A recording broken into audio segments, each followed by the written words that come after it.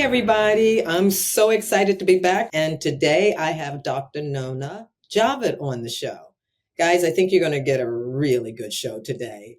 Nona is a coach, and she coaches entrepreneurs like myself and most of you guys out there on how to build $1 million businesses. The catch is it must be with spiritual and science backed principles.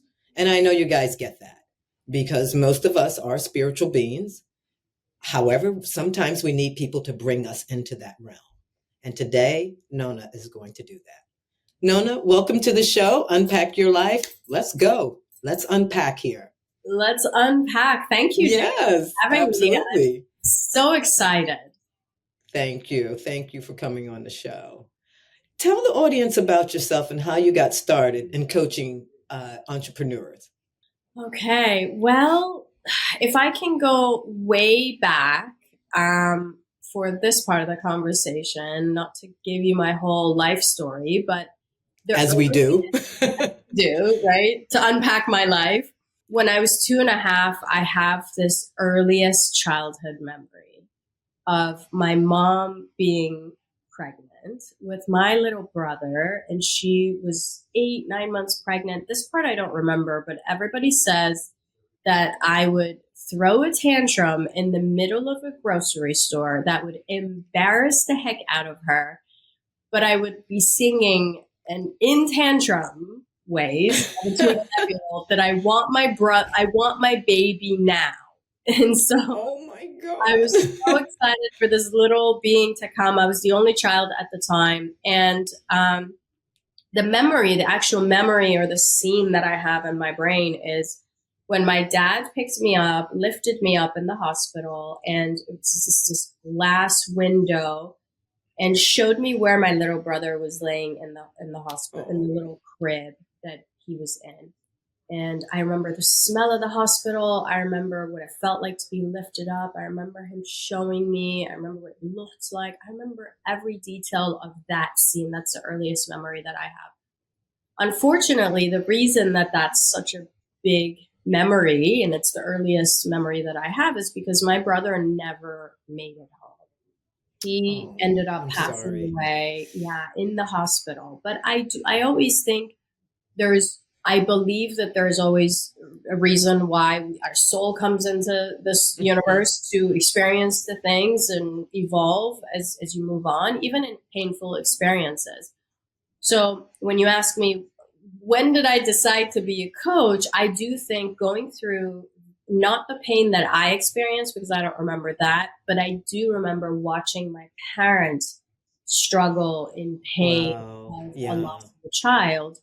And I do, looking back, I did understand those were the moments where I made the decision, or my life path sort of was clear to me that I wanted to help people live a better life, reduce their pain. And this translated in different things as I tapped into different ways of life, right? At the beginning, I was like, I want to be a tutor and I want to help people learn math because I'm good at math. Then later I became a chiropractor. I want to get people out of pain. And then later I became a business coach.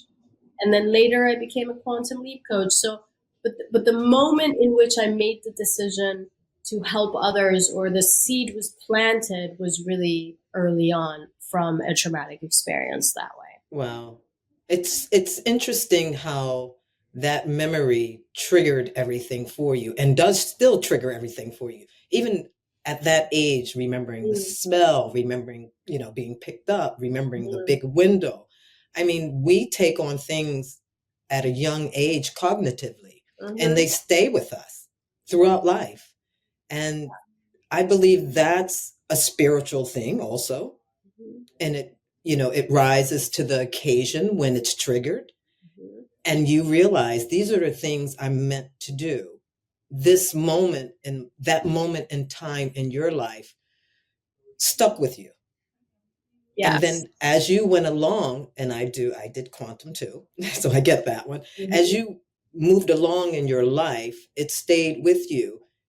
And your life became a life of servitude because you understood that whatever it was at that moment, and this is just me taking note, touched you in a way that it wouldn't release you. Mm-hmm. So you just kept going with that feeling. Mm-hmm. And the feeling was to help, to serve, to care. And that's the spiritual part of it. Mm-hmm. Because not everybody lives a life of servitude. I mean, I feel that I live a life of servitude because of what I do and what I pursue. Mm-hmm. Because the things that I pursue is always to help, the next person, always to be there as a shoulder. Mm-hmm. But then I go through who's there for me. I know. That I go through that because when you're the strong party, everybody is pulling and grabbing. Who do we turn to? How does that work when it comes to, and this is a great segue to go into unpacking your life. Yeah. How does that translate to the person that's always the giver, the server, the one that keeps you strong, the coattail for so many when it comes to you? Mm. How do you ask for help? Mm-hmm. What a pain point right there. Mm-hmm. And we have to be the solutionist. That's the kicker. Who else is going to do it, right? So I think for me, really, it's been an evolution. When I was in my marriage, there was a point where I think a lot of women will relate to this. A lot of strong women will relate to this. I think a lot of men will relate to this as they pull the weight of the family, the world, the financial stresses, the kids, the dreams that have failed, the businesses Mm-hmm. that have failed, the failures, the successes. I mean, there's a lot that we end up carrying. And I think with a spirit of service or wanting to lift others or wanting to help others, I found myself completely burnt out in the process. I was also part of the problem was that I had been checking, this is obviously in my early 20s, checking the boxes that seemed like the boxes that the society, my culture, the community, tradition, that they had, they set up the structure. You do this, right. You have the kids, you get married, right. You get, go to school, you get a degree, you start a business if you want, or whatever, all the things. And you don't, and I think that process, I'm not alluding to the fact that it's intentional or not. I think that's a different conversation, but it beats the dream out of us. When you talk to a child, what do you want to do when you grow up? I want to be a superstar. I want to be Batman. I have no idea. Yes, that question is so loaded. I know. At 16, 17, even today it's loaded. It's even worse today. How can you ask a kid at 17, what do you want to be? Yes. Well, we want to be everything and anything. Yes. And where's my cape? Because I'm Superwoman. That's exactly it. Yes. And it's difficult. So difficult. I mean, I have a 5-year-old. If I ask him what he wants to do, he will name every superhero and a cop and an astronaut. He wants to be all of these things. But I think over time, that dream of having the ability to reach for whatever level of life or business you want to accomplish, that dream is beaten out of us because you're given the structure of you do this, then you do this. This is probably a better path. This is a better husband. This is a better family. This is the way that you do things. And so I did a lot of that. I went to Berkeley. It's foundational. It's foundational. So here I am. I moved to the United States when I was 16 years old. I went to Berkeley. I studied neurology, went to chiropractic school, became a doctor, opened up a business. I was set to make it successful, married someone that checked all the boxes on paper, but didn't really have the deep connection that a human needs to have. And that's so important. So important. And I think the mistake, Nona, is also we don't check their boxes. We just flow, especially women, we flow with the idea of romance and getting what we want materialistically by that person. And we forego or we gloss over what we need. Mentally. Yes. And that's a hard thing because when we start looking at our partners And I did the same thing. I checked all the boxes, did what I was supposed. It's all foundational, it's all traditional. Mm-hmm. And when it was time to get out, all of that came into play too. Oh, The yeah. part of failure, the part of how could you be with someone all these years and this happens to you and Mm, you lose that connection, and then family, and then the failure of the marriage. Are you at fault when you're the one unpacking? totally. I just think that we take on so much of that from the foundation and the tradition that we're taught, and we just screw it all up. And Yeah. we take the wrong partner, Mm-hmm. you know, Yeah. and if God forbid there's kids involved, Sure. I was lucky enough to not have that part. Yeah. That's not luck, but whatever. But emotionally unavailable. Yeah. Emotionally unavailable, the wrong fit, not mature enough, not We don't being. have time to teach them to be adults. I know. It's the teaching, it's the education, it's the where were you when this was taught? Because I was here and I'm giving Yes. all of this, but you can't give it back. And Mm-hmm. then you go into the foundational part and you see, once you peel it all back, you see why it didn't work. Yes. I agree. And I think I was completely blinded by this list of what the world was telling me to do, almost like a borrowed dream. And I can't Mhm. even tell you that I was romanticized into my marriage. I can't tell you that it seemed like the right fit. If I'm going back and looking on the day I got married or when we were dating and things like that, it just was not the right fit. If I sat with Mhm. myself, if I had a Yeah. moment to sit, if someone shook me and was like, what are you, What are I you would have doing? probably woken up and been, but we don't do that because it checked all the boxes, right? So And if you here I do am, blow it up, you're going to blow up everything. which I did. Me Thank too. you. I did. I blew up the whole house. But I did that so I could get on this podcast and unpack my life with you. And I did that to create the podcast because I hadn't unpacked my life. I looked in the garage and said, 16 years and I did not unpack my life. It's still in the garage. Mm, That was the moment for me. So I get it. yes. Ooh. Yeah. That's interesting. I didn't know you had that moment because I Yeah. remember being in my home to wrap up, to give you the big picture of that story. But I want to come back to this because I just realized I Okay. have a moment like that. So here I am, 2 kids, successful business, 13 employees, a marriage that looks good, quote unquote, a family that looks good on paper, and completely miserable, completely unhappy, Oh completely my burnt God. out because I'm now trapped in a life that I have Created. created. Mm-hmm. And Mm-hmm. here I am with somebody who can't pull his weight, and I've been dragging everybody and holding everybody on my shoulders, and I just couldn't anymore. And there was this moment where I was postpartum with my first child, and I went and I put him down for a nap. And I went into, we had a walk-in closet at the time, and I went into the walk-in closet. I shut the door, I turned off the light, and I just started bawling my eyes out. Like I had to I had a God Come moment. to Jesus. Yes, I get it. I had to come to Jesus. I had a God moment in that closet, in that dark space, realizing how how much I'd forgotten about who I was, what I wanted, kind of like what you're saying. Where's my checklist? Where's my authentic, actual checklist?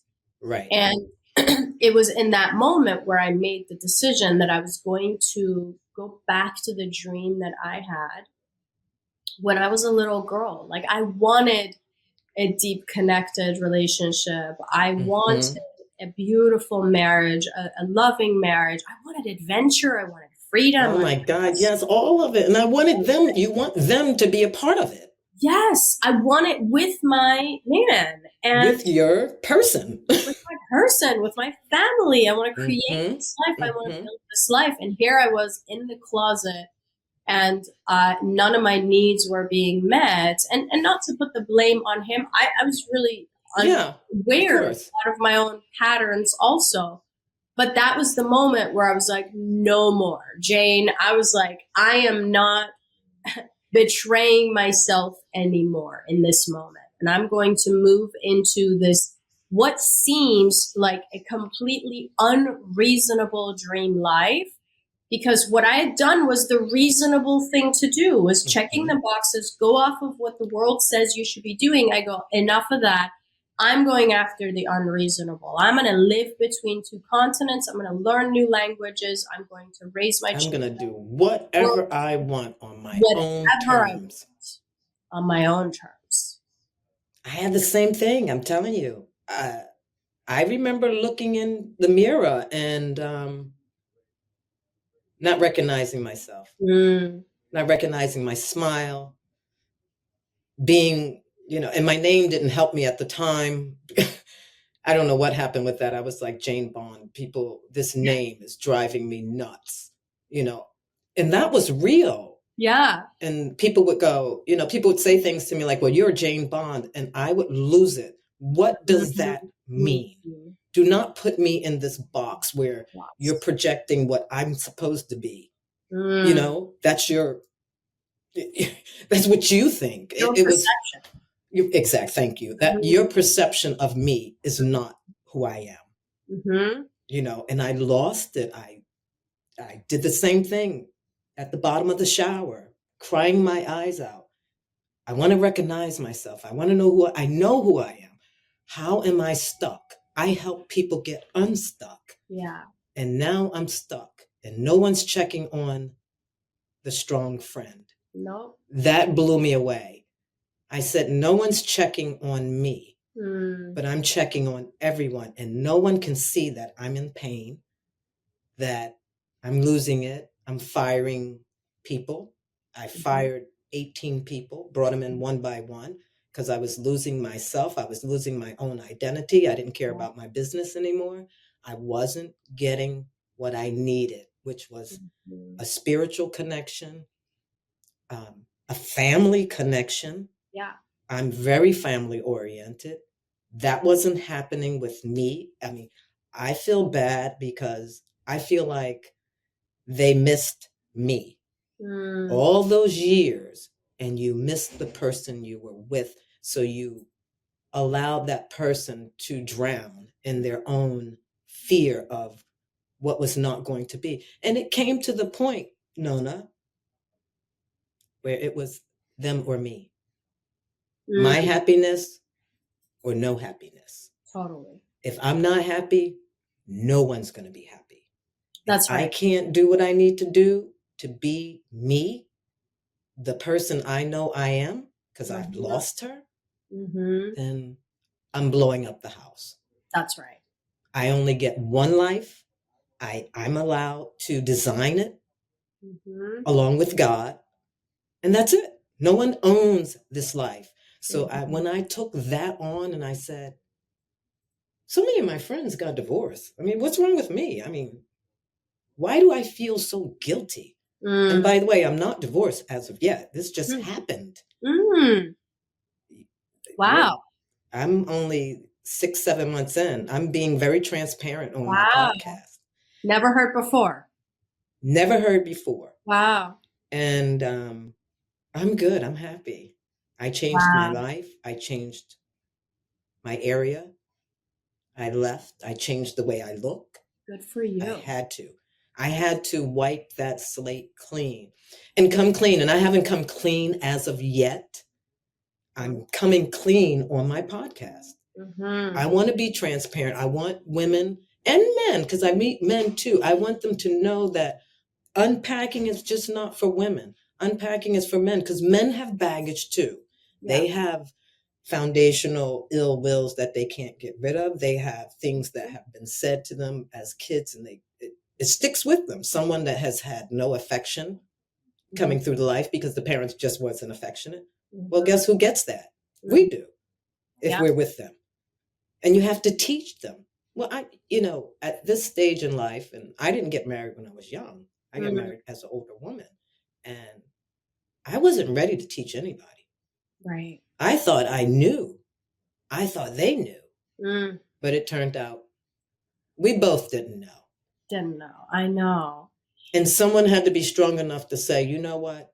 I'm unpacking all of this shit and I'm starting over. And that just happened to be me. I just didn't want to go through my life with being, I don't want to be unhappy. I And don't you want to just, be unhappy. and that's the point. That's the point, is you deserve happiness. Like, I Yes. remember in the darkness of that closet thinking, I don't deserve this. I don't deserve to feel this low. The I same can, I, thing. even if I can handle it, even if I'm strong enough, I don't deserve I deserve much better than to be with a man who I've had to carry for a long time. I deserve Right. a partner. I deserve happiness. I mean, what you said, you pointed to, we only get one life to live. Man, this urgency for life, if I were to give people one thing to take home, would be to get in touch with your mortality. Oh. In touch with your mortality, because Hmm. you, girlfriend, do not have that much time left on We earth. don't have that time. I mean, as we get older, it becomes a blink of an eye. And Yes. that's the scary part. As you go over the 50 mark, things that you never thought about in your life come into play. You start thinking about things. I think about my mom, my mom's 86 after turning over once that 50. Well, we're not that far apart. Mm-hmm. Yeah, we're not that, in the realm of life and living life. It Oh, takes time to do everything in this life. And, unpacking, I think, is essential and it should be done more frequently. It shouldn't get to the point that we blow up lives. yes. And when I say I blew up the house, I blew up the house.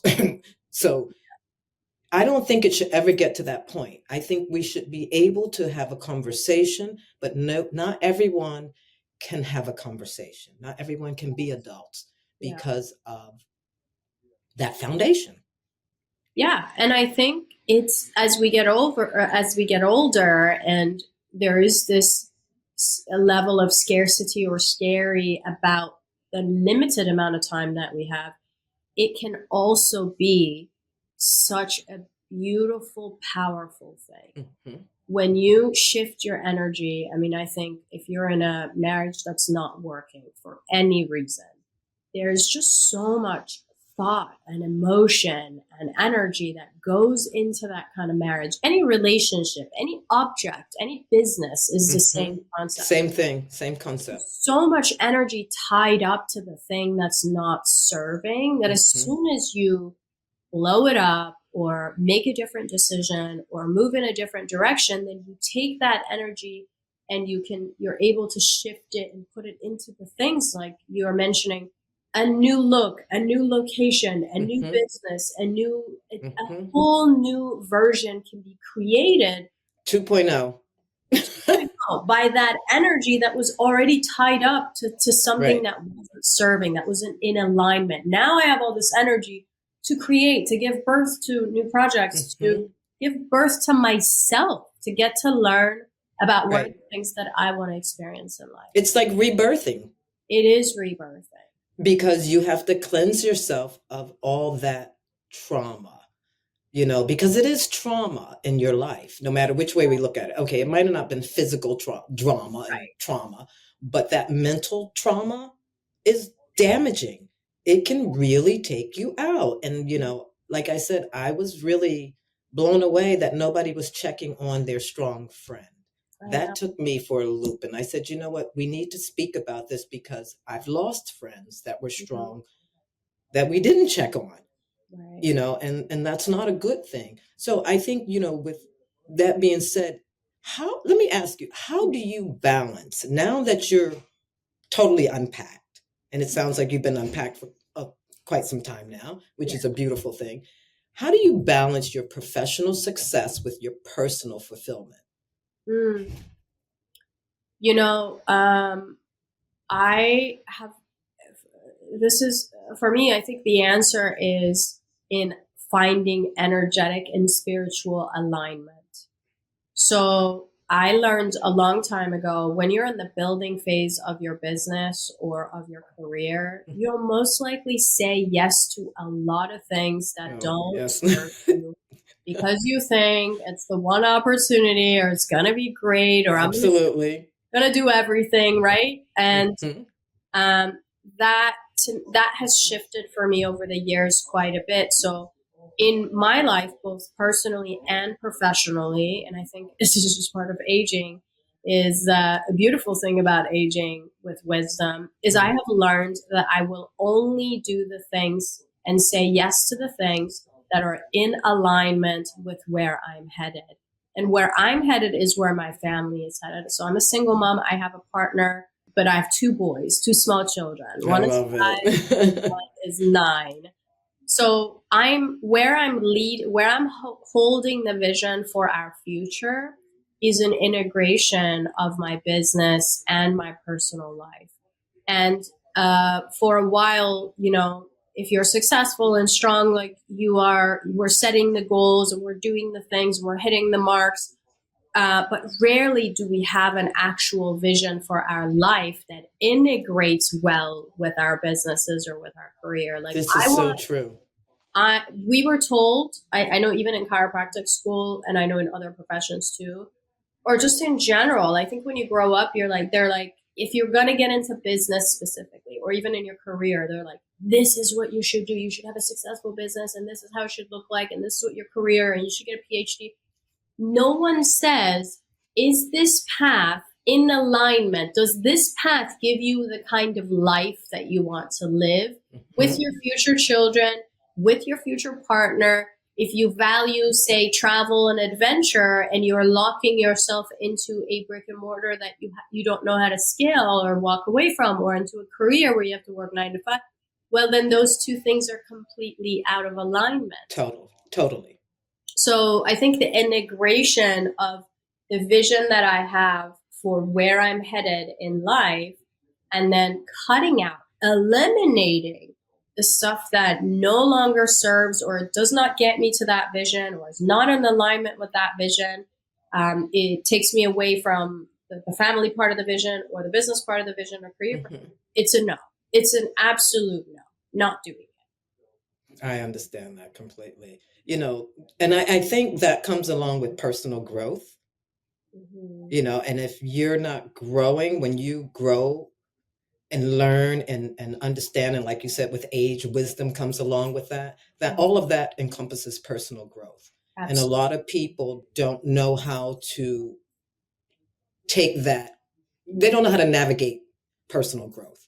Like you said, when you're starting in business, you're going to say yes, yes, yes, yes to everything because you're throwing so much shit up against the wall. You're hoping something sticks. Yes. I say throw other stuff up against the wall. Yes. You just can't throw anything up against the wall and hope it sticks when you're in business. You have to focus and be like totally in tune with where you want to go in life. Yeah. And I really love what you said. No one asked you, is it in alignment with what you want in your life? Like the question should be not what do you want to be when you grow up? How do you want to be when you grow up? How do you want to, how do you want to be with your family? How do you want to be with the person you love or someone that you're going to be attracted to and go after? How do you go about aligning yourself with those emotions and preparing yourself spiritually for all of that to come into your life? No one's asking those questions. No one's the questions they're asking is, how do you measure? I think we measure ourselves by material items these days, the baubles, the shiny things, and life is not measured that way. Yes, we can scale that way, monetarily, but spiritually, we can't scale. Emotionally, we can't scale that way. And a lot of people, I think, look at life as, once we've made it, look at me. Right. Look at me doesn't work. It's really about understanding who you are, where you want to go, and being authentically, unapologetically you. And when you get to that point in your life, and it comes with wisdom and time, that's when you start winning. Because you're bold enough to stand up for yourself. You're bold enough to say no. And you understand that all of that is all just stuff. Yes. Because we grow up thinking, we need the car, we need the money, we need the clothes, we have to show up this way, we got to look this way. Well, after a while, when you're in life and you deal with high net worth people, they don't show up like that. Right. And I think I'm such a great example of this because I made my first million in my 20s and I was completely miserable. Wow. And Because money, definitely. I don't care what anybody, it makes you comfortable. it makes you comfortable. That's it. That's I, it.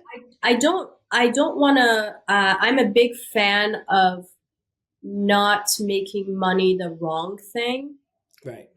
Money is fine. Like I love money because It's a if I have vehicle. money, I can give it away. If I have Right. money, I can contribute. I can provide for my family. I can take my kids out. I can pay for my parents' mortgage. I mean, there's so much you can do with money that you're unable to do if you don't have money. So I don't want to make it a bad thing, but I No. think the energy behind the collection of money Mhm. or what you have designed to do with it, I think that's where some of the stuckness happens. And that's where people end up unfulfilled, a slave to their money, Mhm. and completely unhappy, like I was in my 20s. And then I realized, wait a second, I actually need to determine what's important in life and then go after the kind of money that allows me that level of contribution and parenting and family life and house and car and even the material things. But first, I Absolutely. need to figure me out. What is it I want? Yeah. This is so true because if you don't know what you want, who else is going to know? Who else And if is you don't go after what you want, who's going to go after it for you? No one. this? You have to, and that's what I love about maturing. I'm not going to say Mhm. growing old, maturing. The wisdom that comes along with that and understanding, you Yeah, know, your relationship with money. Because if you're not taught that when you're younger, you don't understand that relationship. You think, that's why some people are spendthrifts. They spend everything they have. They right. spend the money before they get it. The 9 to 5ers, they don't know how to utilize that money because most of it goes to bills. So when they get a lot of it, all hell breaks loose. So I think really it depends on your relationship with money and as you Yeah. growing up and your foundation, and that's important um, as far as that's concerned. Let me ask you this: what lessons have you learned since you unpacked your life? I think the biggest lesson has been to sit with myself more often and trust what my body, my heart, my gut, spirit, universe, God, however you want to call it, is allowing that space for trusting the message that's coming through.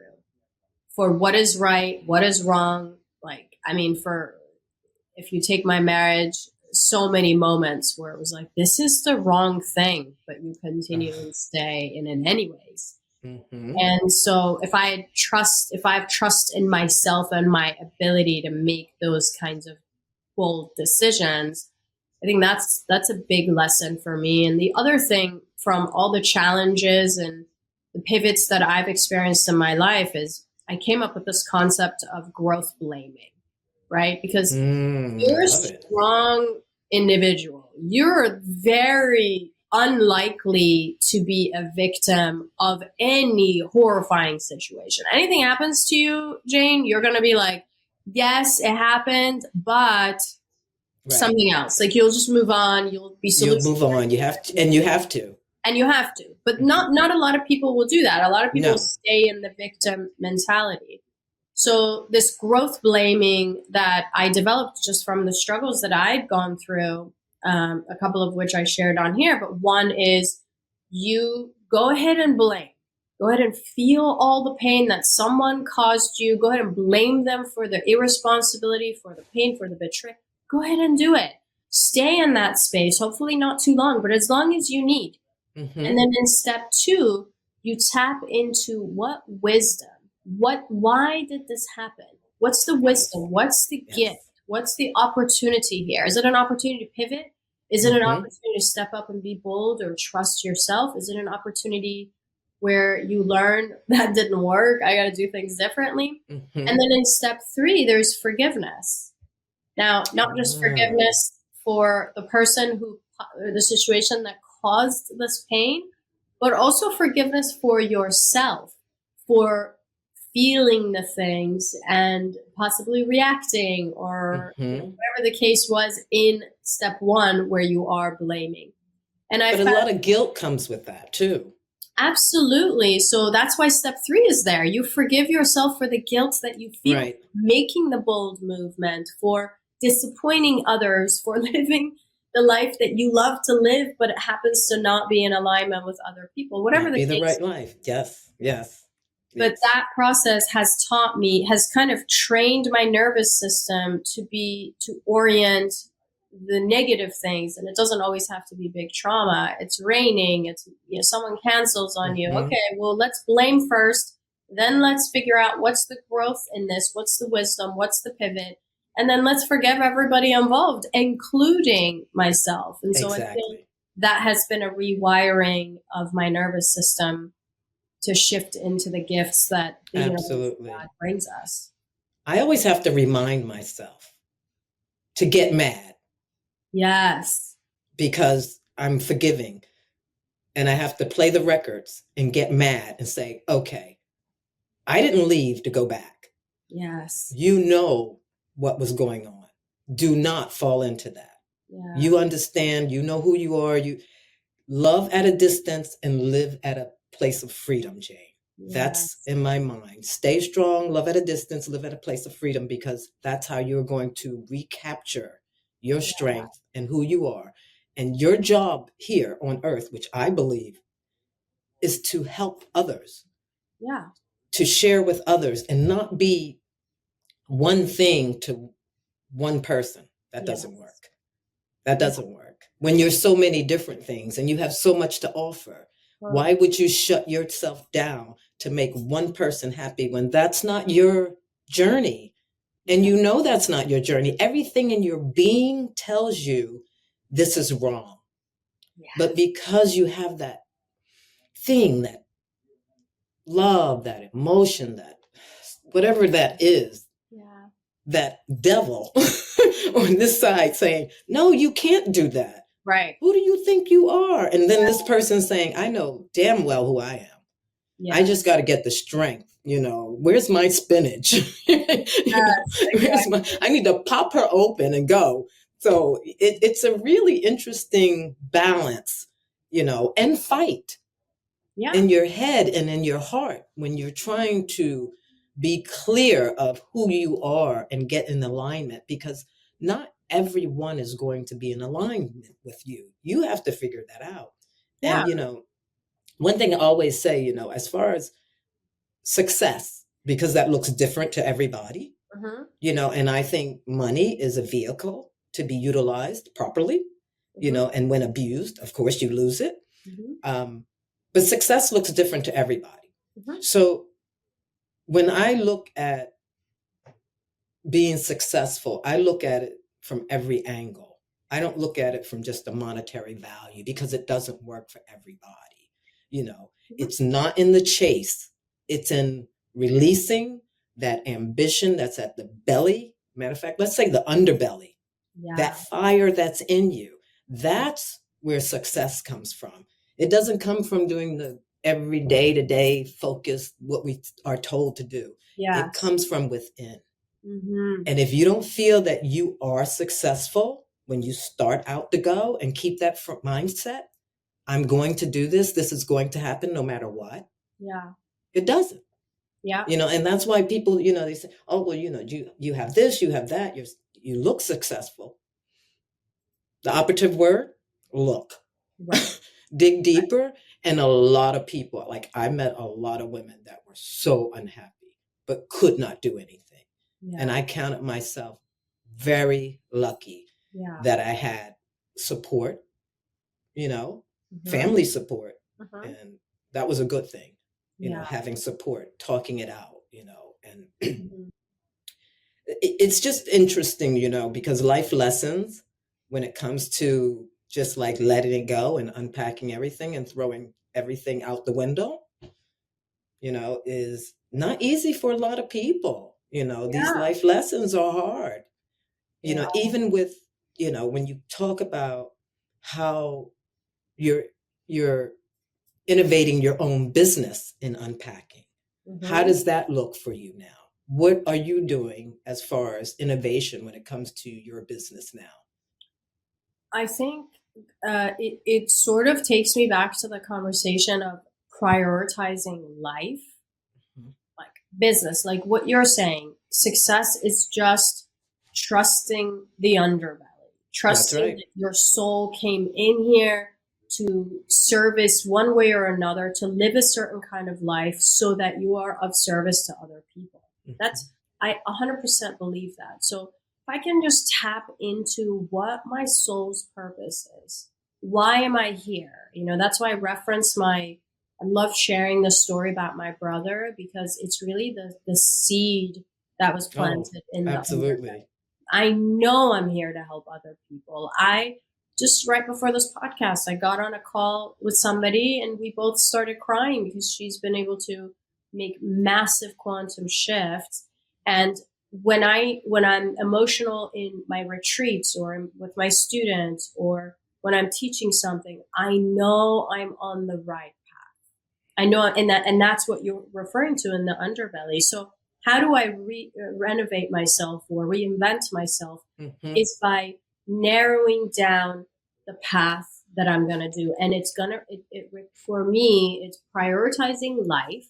Hmm. Like my life is the most important thing because God has given me this life, this one life, and it has to be it happens to be extended into my two children and my partner, my future husband, all of these things. But I have this one life and I value it so much and I live it every day as if it's my last one, which makes me say no to so many things and Hmm. say yes to the things that I would normally not say yes to. And I think just by doing that every step of the way, my path has had its pivot. My business has had its pivot. Like I'll tell you, 2022, I believe, I let go of a part of I let go of two businesses.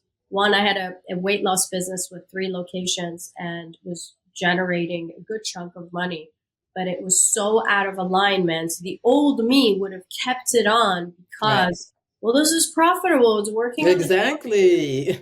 but And taking no, time and space away from other things that you want to do. yes, absolutely. Let go of that business. I let go of another business that was generating $500,000, but elimination of those things in space and time.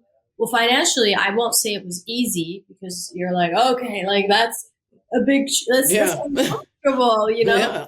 but from a space and time and energy perspective, it opened up so much space and energy for me because then it wasn't until I let go of those things in the discomfort of the struggle, really financial struggle, that I had other pathways and other opportunities showed up that gave me the freedom that I was looking for. And they gave me the lifestyle that I had set my vision on.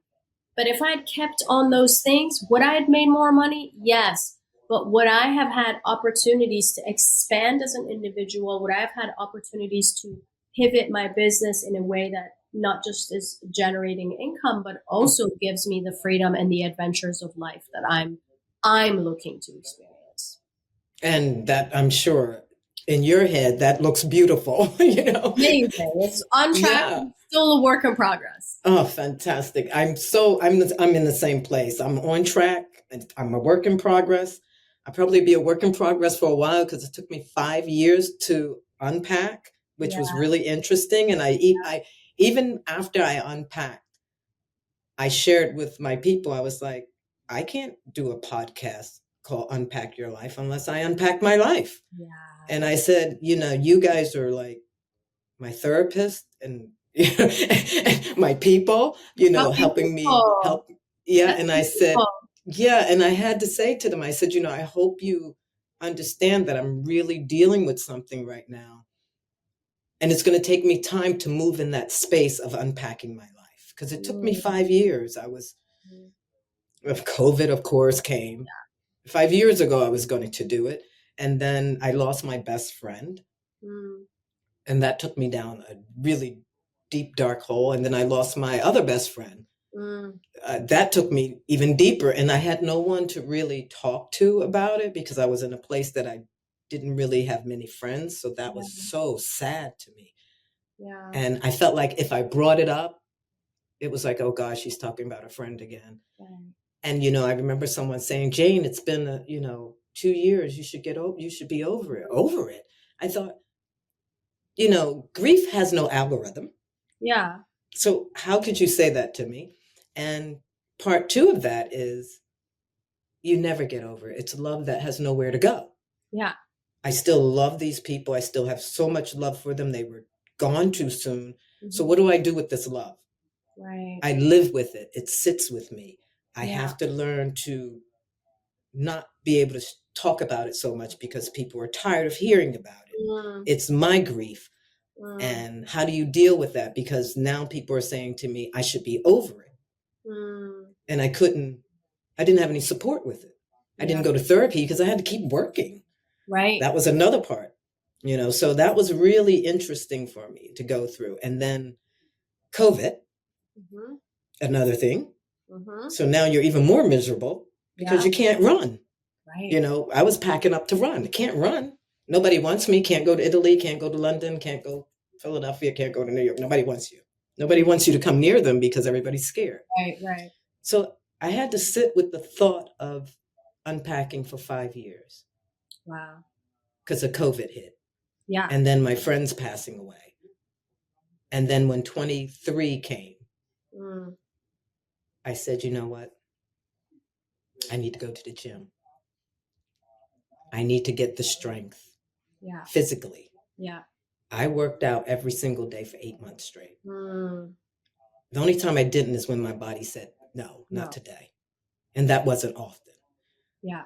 Second part of that was once the physical was there, the mental Okay. rose to the occasion. Before I knew it, I was gone. Mm, I could not believe it. And mm, when I was traveling, I was screaming at the top of my lungs, I'm out of there. I'm gone. great. Oh my God. I cannot believe it. You would have thought I was an abused woman, which I wasn't. But when you're unpacking, and I say this, it's real. You're unpacking so many things, and Yes. everyone is affected, even the people that you don't think are going to be affected, because then you start thinking, oh wow, what about this person? What about the friends? What about you run through all these faces and names in your head, and you're Yeah. trying to figure it out, you know. So, that is so important. And my question from that is, how important is it to having a strong support system, both personally and professionally, in unpacking your life? Because it's not easy to reach your goals Yeah. if you don't. We have so many similarities in our story. It probably, I'm just, as you were saying that, I was thinking about how long did it take me to unpack? And I do think it took me maybe 5 to 7 years to Hmm. unpack and Hmm. to face the decision. And I had small children, so that was Oh made God, I that. would have never unpacked. Knowing me. Yeah, but I Oof. can I just speak before answering your question? Can I speak to Hmm. the fact of you said, well, I wasn't abused? Because if you look at the definition of an abused woman, I wasn't abused either, but Physically. physically. But here is the thing.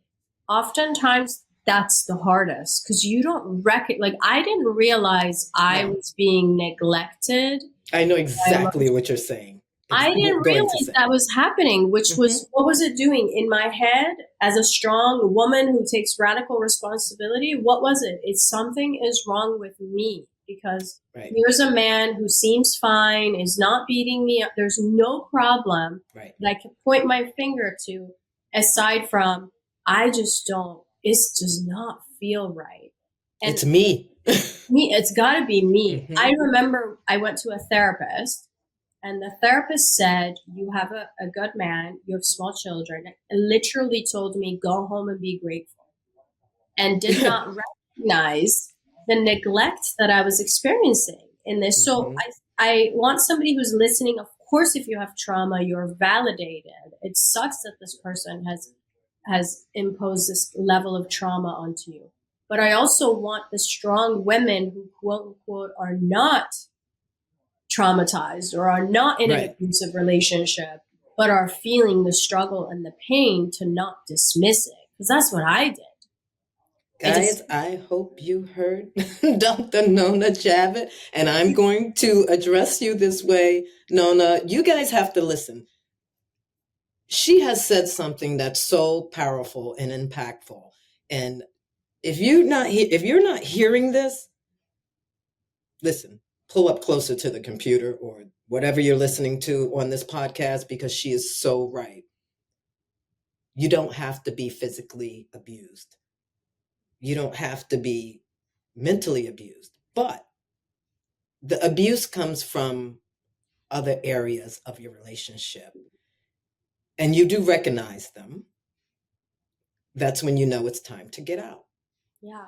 You cannot sit in that abuse, because it is abuse. It's not physical, and Mm-hmm. sometimes it's not mental, Mm-hmm. but it's not what you want. So it's abusive to your spirit, and you're not doing yourself any justice by staying. Yeah, I love that. And that's men and women, because men go through it too. We're not going to leave out the guys. They go through it too. We're not going to, shame you guys, because it happens to you. And I would think it would be even harder for men, depending on who they are spiritually. Yeah, absolutely. And I, the spiritual abuse is, you called it. I'm gonna coin, not coin it, but I'm That's gonna right. borrow that, and I'm gonna use that with my Mm-hmm. students, because you're just so on point. And that's where it's an unseen trauma, because it's microdose. And me personally, I couldn't even name the fact that I was neglected. I couldn't name the emotion of neglect until I was in a new, loving, healthy relationship with my partner now, where there was contrast. And Right. I was in a place where I could recognize, oh my gosh, so What a much. difference. What, like, what did I miss out on? It's such a difference when I mean, of course, I'm so very new. I'm like an infant to unpacking my life. And the lessons that I'm learning from people like you, Dr. Javid, and other people that have come on to this podcast is unbelievable. And it's so clear to me now, just understanding what I dealt with and what I went through. And I don't want anyone to go through it, because happiness, even though we say happiness is a fleeting moment, guess what? I want to grab every last one of those moments, and I That's want to right. keep having them. And if I'm going to be upset, sad, distraught, it has to be on my terms. I did it. Right. Nobody else, because I always say no one can make you happy Right. but you. And you Yeah. have to recognize what happiness means to you. And to me, my happiness is my freedom to do and think and be whatever I want to be on my own terms. That's right. And that's where, authenticity comes from. I don't know how to be not authentic. Yeah. To me, that's everything, Yeah. and I'm not going to apologize for that. I can't go around apologizing for who I am. I don't feel like it. That's bullshit. Let everybody else do that. I Yeah. want to stand up for me, and if I stand up for me, then I'm You're strong going to enough help to other stand up for people. others. You're going to Yes. help other people. Look at this beautiful journey that you have been on, and how healing it's going to be. This conversation, any conversation you have, any share, and sharing your journey in the process, how healing it's going to be for Mm-hmm. Thrive, and how healing it's going to be for you in this process. It's And beautiful. trust me, I have been healing from this and listening and taking notes from everyone that I've spoken to. And because at some point in time, you go, well, is it just me? Right. Like, am I the only one going through this? Because most of the women even though they were going through it, they didn't want to leave their life, their beautiful lives that they had, with all the baubles and the shiny things. Yeah. You know, I can very well tell those women that they don't mean anything. After a while, you just look at them and you're like, what am I going to do with that? I had this girl tell me today, we should go and buy a Birkin bag and invest. And as soon as we get it, let's resell it. I said, what? I said, there's so many other ways to make money. Why am I going to go give it back? A Birkin bag, who cares? Right. And I when she said that to me this morning, I was like, wow, we really need to take note of things. Yeah. And that is, the bee's knees to her. Mm-hmm. Yeah. And that brings me to my last question.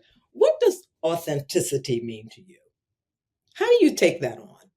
Authenticity has a lot to do, for me personally, is I've had to find my authenticity. I've had to find my message. Even sharing my divorce story or my vision for my life or any of the things I've gone through, it's taken a while to get to this point where I can sit here with a beautiful soul like you, Jane. Thank you. Same thing. Open and safe to share the parts of me that are authentic versus putting up a front on a podcast or on a stage or wherever I might be. Right.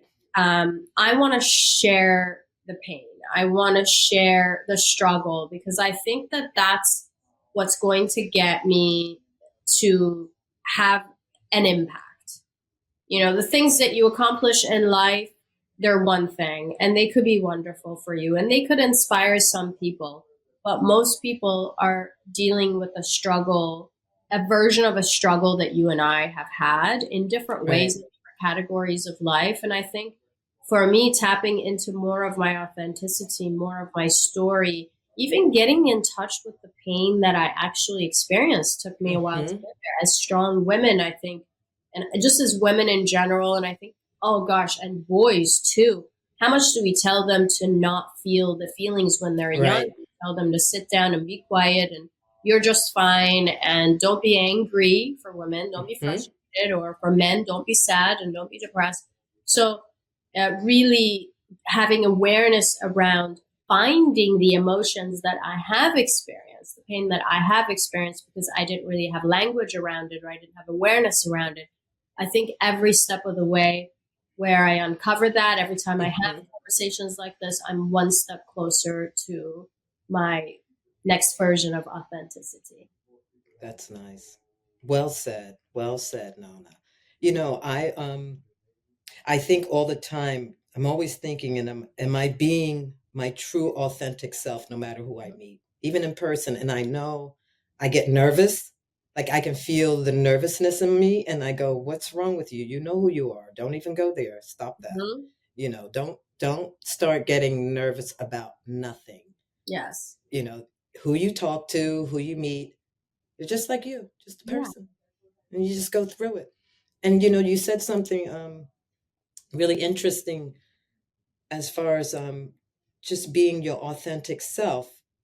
A lot of people don't know how to do that.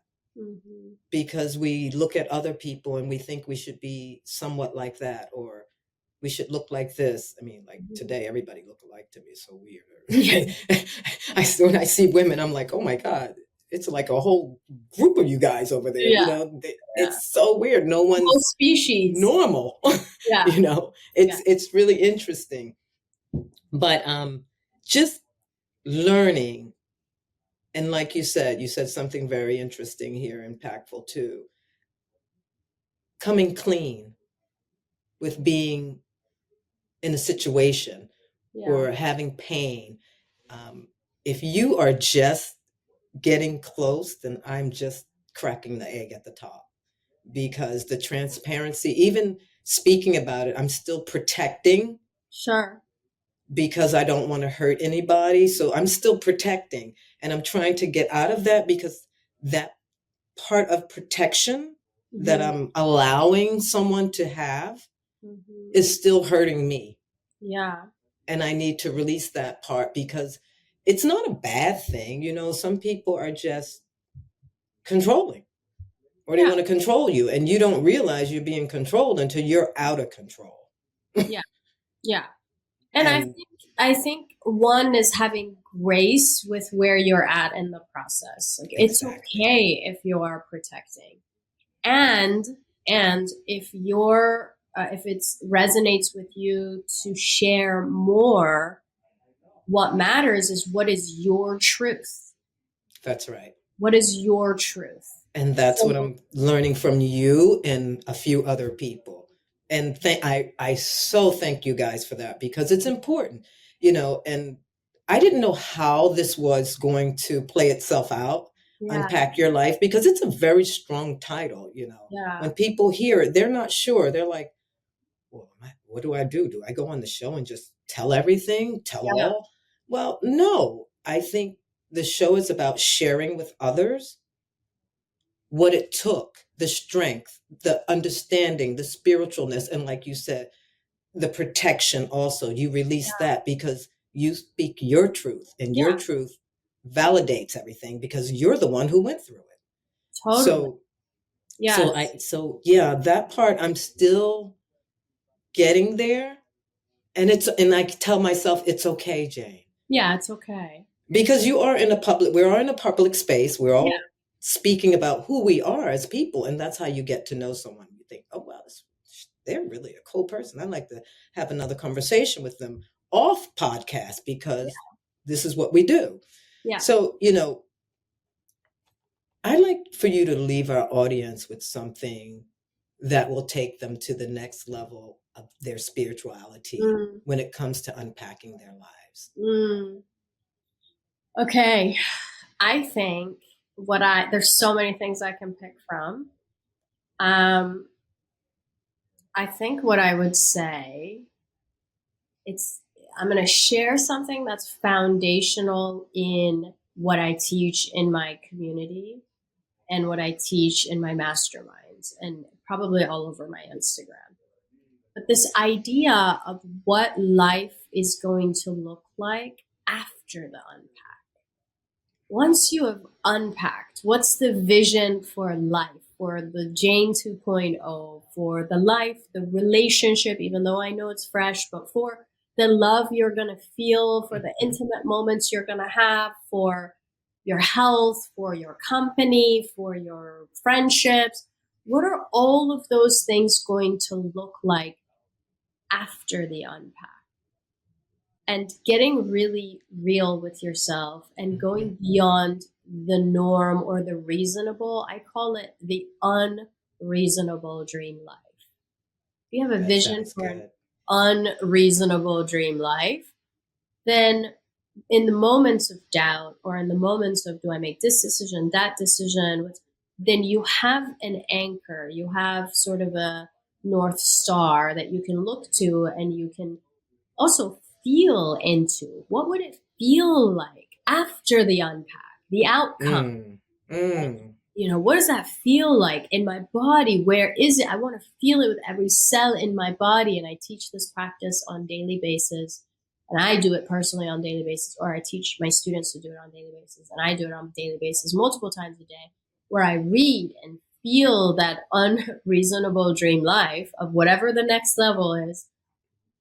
And I want to embody it. And I want to embody to kind of actually talk about what we've been saying. Embody who am I going to be, Oh, right? In this next life, after the unpack is done, who am I going yeah, to be? And that's right. and showing up as that Hmm. individual, showing up as that version of me from an energetic and spiritual perspective. So are you saying that the person that's about to unpack and knowing that they will be, Yes. they need to envision who that person will be after they unpack? After the unpack, Who what's that who is the life? 2.0? What's the life and who is the 2.0? Like identify her, get in touch with her, have a relationship with her, him. What are her thoughts? What are her belief systems? What are her behaviors? What are the things that Right. she's let go of? What are the things she's picked up? and then embody her, merge with her, get to know her, connect with her, and show up as her, even though you're not her, even though you're in the middle of freaking unpacking. I love her. I love that you refer Love everything her. to her. We Yeah, love her, right? love her. Yes, exactly. Oh, God, that's so good. That is so good. I mean, you have closed this show with a very impactful statement for these Mm, guys. I mean, the audience is probably going to reel when they hear that because that mhm. is so true. Who will you be next? Yes, Authentically, yes. who will you be next with your truth that you hid so well in the wrong relationship? Yeah. Thank Oh, you. God. I'm so Thank you, happy. Nona. Yeah, I'm thank you. I knew this was going to be juicy just from your questionnaire, from the research I had done, and I'm so excited that you think this resonates, and I'm here. I'm here. Oh, we are having you back on the show. Trust me. Anybody wants to connect with me, ask questions, I am here. Tell them where to find you because I love that you help entrepreneurs. I have a whole list of them I can send you. Trust me. Yeah. Um, uh, Probably Instagram is the best place to go. I have an online school where I teach these principles. I show up and I life coach on weekly, monthly Oh, basis. fantastic. So all of that information is available on my Instagram. Free resources in there, and I'll be talking to you off Yeah, camera. you will. Oh, Yes, definitely. yeah, Definitely. we'll connect. Please let them know what's your Instagram. Yes, my Instagram will be my first name and my last name. So it's Nona, Nona, and my last name, which is Djavid. Guys, you heard it. Go find her. I know I need her in my life. So if I need her in my life, guys, you do too. Mm, thank Thank you, Nona. Thank you for coming on the show. I'm so grateful to have you on this show. you. My pleasure. Thank you. Guys, please give us some feedback on the show. We'd love to hear from you. And thank you for showing up for us. Thank Have a you. good day, guys.